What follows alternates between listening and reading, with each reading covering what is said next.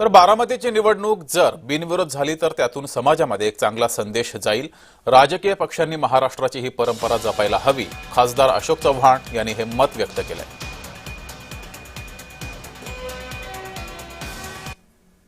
अजित पवारांचं झालेलं काम आणि अजित पवारांच्या नंतर त्यांच्या कुटुंबियातील मग त्यांच्या मुलगा असो त्यांची पत्नी असो त्यांच्याबद्दल असलेल्या लोकांची सहानुभूती हेच खरं तर इलेक्शनचं गाभा राहणार आहे।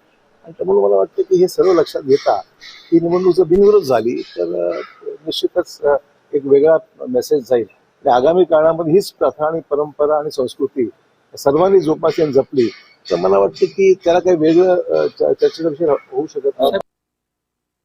ही निवडणूक बिनविरोध व्हावी ही माननीय एकनाथ शिंदे साहेबांची देखील शिवसेना म्हणून भूमिका आहे।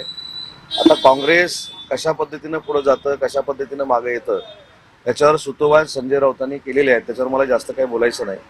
परंतु अजितदादांनी अनेक वर्ष काँग्रेसमध्ये देखील काम केलेलं होतं, काँग्रेसचं देखील नेतृत्व केलेलं होतं।